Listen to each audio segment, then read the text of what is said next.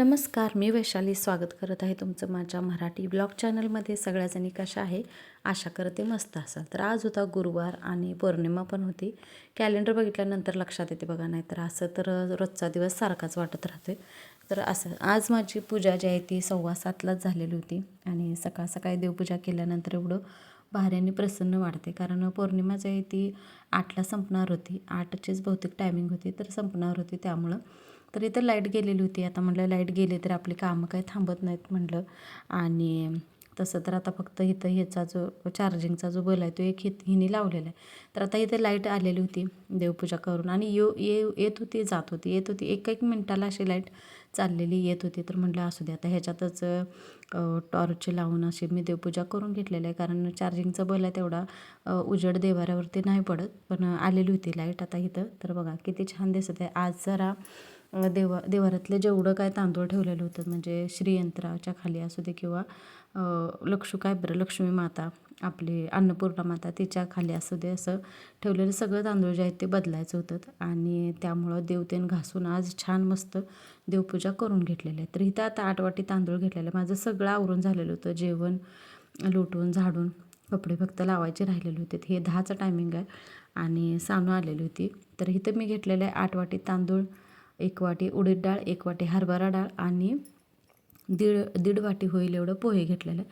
तर अशा प्रकारे तुम्ही पोहे वापरून तुम्ही इडली, आप्पे किंवा आंबोळी करून बघा, डोसा करून बघा. तर एवढे छान होते. ह्याच्यामध्ये पोहे नक्की घाला. आणि नुसतं जर तुम्हाला आप्पे बनवायचे असतील तर हेच फक्त सगळं पदार्थ आणि ह्याच्यामध्ये थोडंसंच एक अर्धी वाटी होईल एवढं शाबू घालायचं आहे. एकदम मस्त फुगून टम आणि भरपूर असे तुमचे आप्पे जे आहेत ते होणार आहेत. तर आता हे मी सांगितले प्रमाण इडली, डोसा किंवा आप्पेचं. आणि फक्त नुसतं आप्पे करायचं असलं तर त्याच्यामध्ये शाबू घालायचे आहे. नाहीतर मग जर डोसा त्याचा करायला गेला तर चिटकते ते, त्यामुळं. तर इथं आता फुलं आहेत ना देवाची काढलेली सगळे अशी खोबरेल तेलामध्ये आम्ही टाकून देत नाही. जास्वंदीची फुलं बघा एकेकाला मिळेना झाल्यात, तर पावडर माणसं विकत घेतात ऑनलाईन आणि बाजारातमध्ये.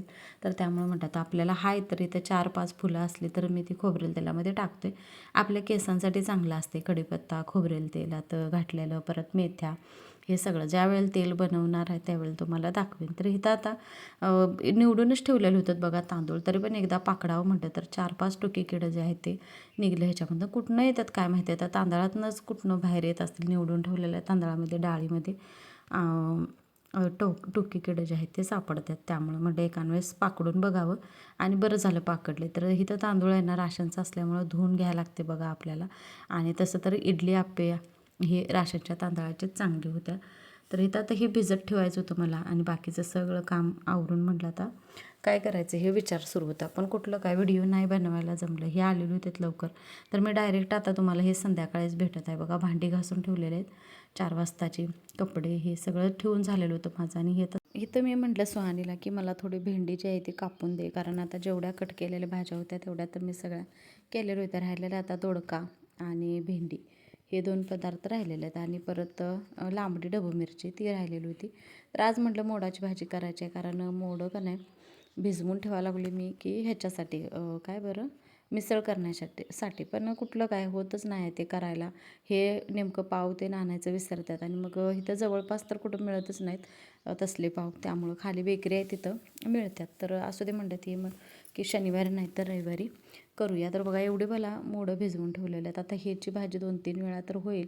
तर अशी मोडाची आमटी किंवा भाजी तुम्ही करून बघा. असं आपण लई तर अशी भाजूनच करत असते, पण मी पहिला पण भाजूनच करत होतो आणि त्याचं जास्त काय असं कोणाला आवडत नव्हती आणि खात पण नव्हते बघा. तसेच टाकायचे भाजलेली मोडाची जर भाजी किंवा आमटी केली तर ते कचकच लागते असे म्हणत होते. तर म्हणलं चला आज आता नवीन आहे ना काय तर पद्धत वापरायला पाहिजे. त्यासाठी मी मोडं आहे ना उकडून घेतो आहे. भिजवलेली जी मोड आहे ती उकडून घ्यायची. त्याच्यामध्ये हळद, परत हिंग असला तर हिंग माझा संपलेला आहे तो, आणि कसुरी मेथी जी आहे ती घालायची आहे. आणि बघा शिजवून घेतल्यानंतर त्याला फोडणी देऊन बघा एकदम एक नंबर अशी मोडाची भाजी किंवा आमटी होत्या. तर आमसूल ह्याच्यामध्ये घातलं तरी पण चालते किंवा टॅमॅटो, कारण ही जे भाजी असते ना ह्याला असं गोड अशी चव असते. त्यामुळं ती जरा वेगवेगळं त्याच्यामध्ये घातलं तर त्याची चव जी आहे ती वाढते.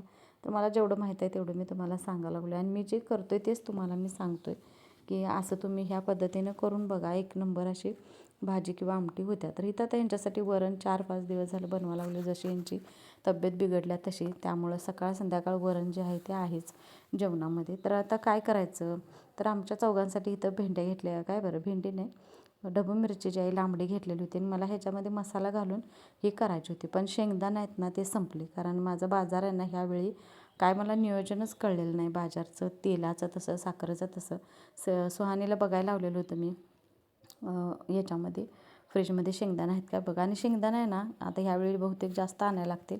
1 किलो शेंगदाणा आहेत ना, अर्धा किलो ते खाण्यातच जातात. पोरं जेवताना त्यांना आता त्यांच्या पप्पांसारखी सवय लागल्या जेवताना शेंगदाणा खायची. तर कुणाकुणाला अशा सवयी आहेत सांगा. तर इथं आहे ना भेंडी भाजून घेतली मी थोडीशी तेलात, आणि ह्याच्यामध्येच आपल्याला टॅमॅटो आहे तो घालायचा आहे, कारण आंबट पदार्थ जो आहे तो भेंडीमध्ये म्हणजे जे चिकट चिकट असं निघते बघा, आणि ते जसं कसं तरीच होते ते, आणि खायला नको वाटत्या. आता ह्याच्यामध्ये आपण पाणी तर घालू शकत नाही. मी कधीच ऐकायला नाही की भेंडीमध्ये पाणी घालून शिजवले असं ते, तेलामध्येच आपल्याला अशी परतून घ्यायची असते. तर त्यासाठी काय नाही, ह्याच्यामध्ये आपल्याला टॅमॅटो जो आहे तो घालायचा आहे, आणि म्हणजे भेंडी चांगली भाजून निघते त्याच्यामध्ये, आणि चिकटपणा जो आहे तो कमी होतो आहे. पूर्णपणे कमी होत नाही, पण जेवढी चिकट भाजी होते आणि मग ती शिळी जरी झाली तर तशी चांगली राहत्या. त्यामुळं आमच्या इकडं आहे ना कालचा जो पाऊस पडला, तर त्या पावसामुळं वायर आहे ना तुटल्या, त्यामुळं सारखी लाईट येत होती जात होती असं सुरू आहे दिवसभर तिचं तेच. ते परवा दिवशी पण व्हिडिओ न टाकण्याच्या मागचं कारण तेच होतं की लाईट आहे ना नव्हती, त्यामुळं. तर लाईट असल्याशिवाय मी व्हिडिओ कसे टाकणार होतो असं होतं. सगळं काम व्हिडिओचं झालेलं होतं, फक्त टाकायचं होतं आणि लाईटच येत नव्हती. त्यामुळं म्हटलं चला आता एवढ्या वेळानं टाकण्यापेक्षा उद्याच व्हिडिओ जो आहे तो टाकूया. तर मी परवा दिवशीचा व्हिडिओ जो आहे तो मी काल टाकलेला होता. तर असं तर इथं आता भेंडीमध्ये डायरेक्ट टॅमॅटो आहे ना असा टाकल्यानंतर मी जी पद्धत करते तीच तुम्हाला मी सांगायला लागलो इथं. तर भाजून घेतलेलं आता सारखं सगळी भांडी घाण करायला नको म्हटलं, ह्याच भाजलेल्या ह्याच्यामध्ये भेंडी जी आहे ती परतून घ्यायची असं माझं सुरू होतं. तर थोडं फॅनचं वाऱ्याचा आवाज ह्याच्यामध्ये येईल, कारण बघा आता गरम इतकं होते आणि बसू पण वाटत नाही. पाऊस तर आहेच पण गरम पण होते. आता सकाळचं आणि संध्याकाळचं तेवढं गार वारं सुटले, नेमकं काय व्हायला लागले तेच काय समजणं झाले. तर इथं आता भेंडीला फोडणी द्यायची होती. मोठं कांदा आणल्यात त्यामुळे म्हटलं की एकच कांदा 2 भाजीला वापरावा.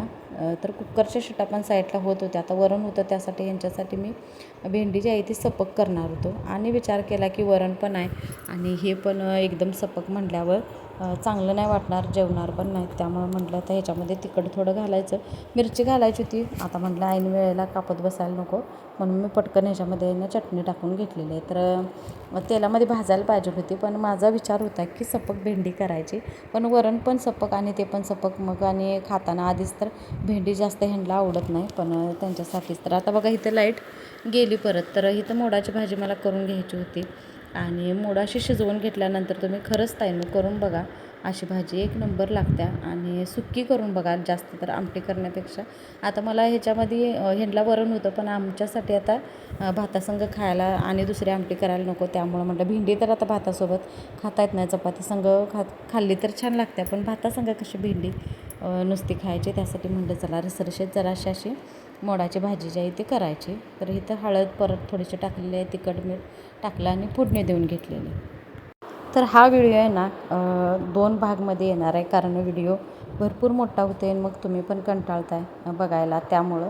तर आता मी सकाळी जी डाळ घातलेली आहे, काय बरं तांदूळ घातलेलं आहे, डाळ भिजवलेली होती, तर त्याचा व्हिडिओ आहे ना तो तुम्हाला उद्या येणार आहे. तर मी आजच सांगत आहे, कारण आपली व्हिडिओची जी टायमिंग आहे तर ती 4ची आहे बघा.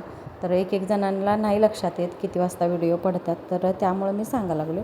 तर इथं लाईट गेलेली होती, आता जेवायला बसायचं तर बल इथंच आहे, आणि कधी लाईट येईल काय माहिती नाही, त्यामुळं म्हटलं की चला आता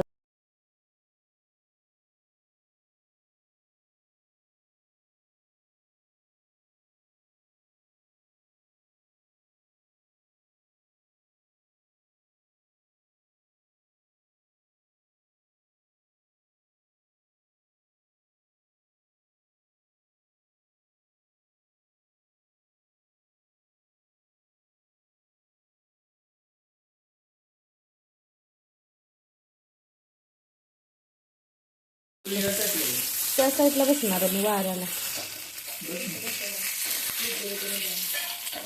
तिकडं नव्ह इकडं बसणार.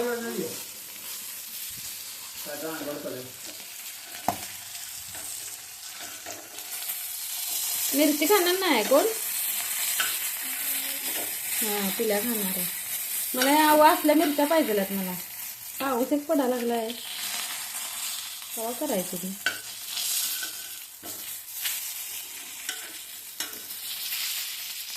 मला लय आवडते ही मिरची. अयो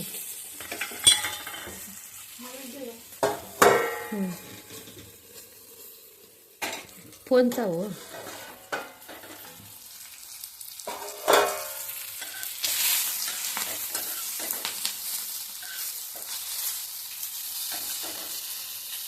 तर झालं आता लास्ट काम राहिलेलं होतं. ही जे तांदूळ भिजवलेलं होतं ते वाटायचं होतं.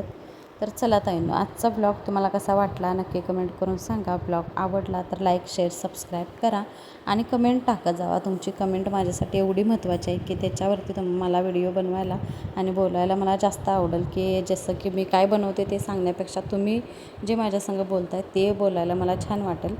तर असो तर आता डाळ आहे ती वाटून घेतलेली आहे आणि ह्याचा जो व्हिडिओ आहे तो तुम्हाला सकाळी बघायला मिळेल. कारण व्हिडिओ आधीच खूप मोठा झालेला आहे त्यामुळं.